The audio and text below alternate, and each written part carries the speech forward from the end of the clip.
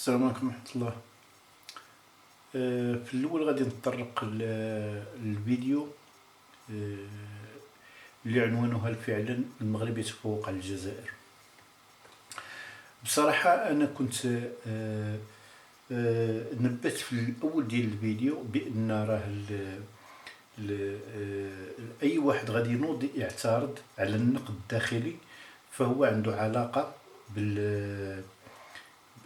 بسياح الدعارة، لأن في الأول قلت راه المقصود من هذا الفيديو راه ماشي الدعارة، راه سياح الدعارة. راه فرق ما بين سياح الدعارة والدعارة، لأن علاش قارنت أنا بالجزائر؟ لأن الجزائر ما فيهاش سياح الدعارة، هادشي علاش قارناها. فيها دعارة كثيرة عارفين هذاك الشيء، راه عارفو انايا، ولكن ما فيهاش سياح الدعارة. هذا هو اللي بغيت نقصد به مثلا في بزاف ديال الحوايج.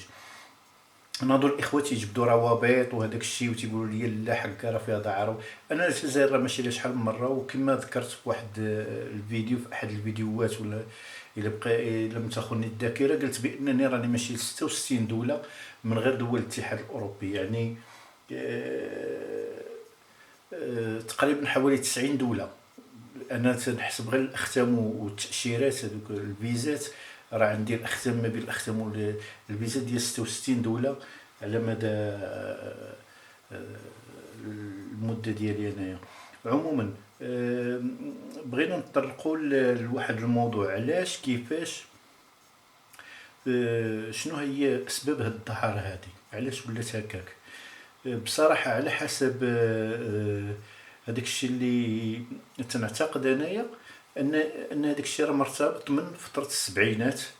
ارتبطنا بهذاك الشيء بحال الطلاق، كثر الطلاق، ظاهره كثر الطلاق في المغرب اللي كانت وقعات. الام تتلقى راسها، الزوجه تتلقى راسها مع ولادها ملوحين في الزنقه، الدوله ما قدمتلاش واحد اليد ديال المساعده، بالعكس كانت مقهوره، ما عندهاش واحد القوانين ديالها. وكذلك تتبغي دير شي حاجه، مثلا تمشي تبيع اتاي ولا تبيع البصاره ولا الحريره ولا داكشي بالزنقه، تتقاسي وتتعاني، تيجي المخازنيه يجريو عليها المقدم وما هو المهم هناك عده اسباب. عاودني البنت تضطر، او هذيك الزوجه او البنت تضطر تخرج للدعاره في هذاك الوقت هذاك. وتما كنا شفنا واحد البوم ديال السياحه الجنسيه ديال الخليجيين في هذيك الفتره ديال السبعينات والثمانينات اللي تنحكيو عليها، فين وقعت، فين كانت هذيك البوم ديال الظاهره ديال الطلاق. ما حاولتش الدوله ان باش تحاصرها، باش تعالج هذيك المشكله. فوقعنا في بين انياب، لان اصلا في هذاك الوقت كانوا بزاف ديال الناس اللي كانوا تيستافدوا اكثر من دابا، اللي كانوا تيستافدوا. كانت تهمهم باش تبقى الدعاره في المغرب، كان تيهمهم باش يتفتحوا بزاف ديال البيران وديال الكباريات يكثروا، وبالفعل كثرت في هذيك الوقت هذيك، كثرت بشكل غير خيالي. لان اصلا حتى هذاك كان بوم ديال الكباريهات والملاهي والمراقص الليليه. اضيف على ذلك جات البوم عاودني ديال الهجره السريه، اللي هو تاثير من تاثيرات هذاك الهجره السريه. ولا كل شيء باغي يمشي، شباب في عز شبابهم ماتوا، تفقدوا في البوغاز، في مياه البوغاز، بلا ما نمشيو بعيد. ولا عاودني في الوسائل ديال الحرقه ديالهم. عاودني في هذاك الوقت نيت كان بانت واحد البوم عاودني ديال التشرد ديال الاطفال، خرجوا من المدرسه، التعليم نزل واحد المستوى ديالو، والتلاميذ يعني من حاله الطلاق وهذاك الشيء ما بقاش التلميذ قادر، او تيكون عنده مرت باه ربيبه، ربيب هو مثلا، فهمتي، مع مرت باه الا بحال الولد باه تيتعرض للتكرفيس، وهي هذيك باش تيخرج للانحراف، تيهرب من الدار، تيخرج للانحراف، تيولي كلوشار. يعني ماشي اي واحد. كنا غادي نلقاوه حنايا مثلا، لو ترجعوا الذاكره شي شويه القديم، تتمشيو تسولوا شي طفل متشرد، ماشي تلقاه بانه راه بالعكس، راه تلقى باه في شي حاجه، ولكن بسبب هذاك الطلاق خرج هو، وما لقاش الدوله اللي تحتضنه، يعني الدوله اللي تحميله الطفوله، البراءه ديالو. فتيخرج مسكين التشرد والتشمكير والتقرقيب. هذيك الساعه كان التشمكير بان واحد البوم عاود نيت. كذلك هو مثال بداو عاود نيت البوم ديال الخادمات المغربيات اللي تيمشيو للخارج في هذيك الوقيته هذيك بداو، لان تتلقى المراه مسكينه كانت بولادها بدارها تضطر تتمشي الخادمه عند البدو، عند عائله بدوي ديال البدو. يعني عائله ديال البدو لا مونطاليتي ديالهم العقليه ديالهم ماشي هي ديال الباديه ولا ديال المدينه، لا بالعكس. ولد الباديه مثلا في المغرب تلقاه واحد الانسان مثقف، واحد الانسان محترم عنده اخلاق، تيحشم، تراعي اصله. عكس مثلا باش تمشي عند بدوي بدو القبائل البدو تلقاه يلاه خرج من الخيمه، من يلاه بان ليه الضوء في هذيك الفتره ديال السبعينات، يلاه بداو هما تيشوفوا النور هذيك الساعه.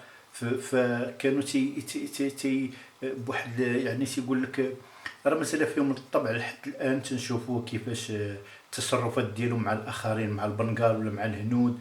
عكس مثلا الناس اللي تتكون في الباديه ولا معتمده على الفلاحه ولا الزراعه. يعني هذا واحد جبتيه من الرمال، من الكتبه الرمليه وعطيتيه واحد الجاه والسلطه وعطيتيه الفلوس، فتيولي كافر بالله. واغلبيتهم ما عندهمش الفلوس ولكن تيوليو يمثلوا يركبوا هذيك الركب ديال الثراء.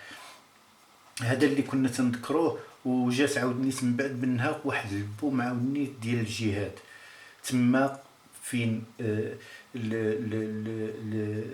الفكر الوهابي الارهابي اخترق الحدود الثقافيه ديال المغاربه اللي كانوا مالكيين على المذهب سيدنا مالك. فتخترقت تمايا وجا داك التكفير وجا داك الارهاب في صفوف الشباب ديالنا.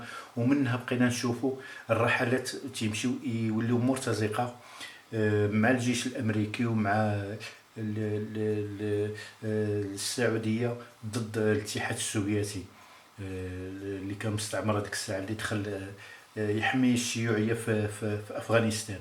فمشاو باسم الدين بواحد الطريقه ديال الجهل باسم الدين، انهم باش علما انها كانت فلسطين قريبه ولكن كلهم كانوا المصالح. وهذا الشيء هذا معروف، هذا الشيء بلا ما نعاودوا نحكيو فيه. هذا الشيء ولا واضح وضوح الشمس. وتشوفوا حاليا تيمشيو يحاربوا في اليمن وسوريا وهذاك الشيء ومخليين فلسطين نساوها كاع، ما يقدروش يتكلموا على حتى المشايخ ديالهم ما يقدروش يتكلموا على اللي تيقولوا بانهم اصحاب دعوه. على العموم هذا ماشي موضوعنا بالضبط، ربما نقدروا نطرقوا لشي مره اخرى ان شاء الله. هنا فاش شفنا عاود نيت واحد الدوله هذه ديالنا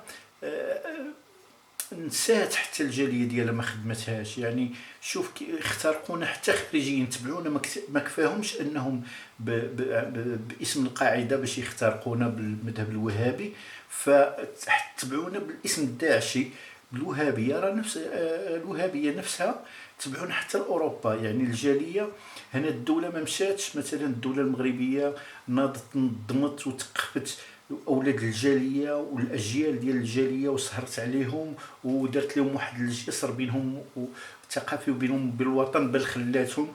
وتنسمعوا حنا المغرب الوطنيه تنسمعوها غير ملي تيكون مثلا ولدك في هولندا ولا في فرنسا ولا في اي دوله اوروبيه وصل لواحد القمه كرويه تيجيو لعندو تيقولوا له اجي تلبس كسوه ديال المنتخب. عمرهم ما شافوه، عمرهم ما سولوا عليه، عمرهم ما داروا له والو، عمرهم ما صيفطوا له فقيه، عمرهم ما داروا له والو. تيبغيو غير الحاجه الواجده. عكس مثلا الدوله الاوروبيه تكون صارفه عليه واحد الضرائب طول حياتها باش تكون فيه وكل شيء، وفي الاخر تيجيو هما ياخذوه بارد. يعني هنا فين تيعرفوك، ما تيعرفوك لا في الانتخابات. يعني ديال الجاليه ما يقدرش يقدم الانتخابات، ما عندكش حق في اي حاجه، ما يعطوكش واحد الرعايه ديال الثقافيه لولادك وهذاك الشيء. تيعرفوك غير منين تكون تتلعب مزيان كره راه غادي يجيو لعندك وتيجيوك بالشعارات ديال دخل فلوس لبلادك فقط لا غير. يعني دخل فلوس بلادك باي طريقه، يعني باش ما بغيتي تدخلها سير دير انت اللي بغيتي، دير الدعاره دير اللي بغيتي، المهم خصك تدخل الفلوس للبنكه. وهذا راه واحد التناقض هنا فين خلات الدوله، خلات واحد الفراغ اللي عاناو منه الشعب المغربي كامل. وغادي نطرقوا في الفيديو الثاني ان شاء الله تابعوني لان هذا غادي نديرو 10 دقائق. تابعوني في الفيديو الثاني ان شاء الله لتكمله هذا النص هذا. الى اللقاء.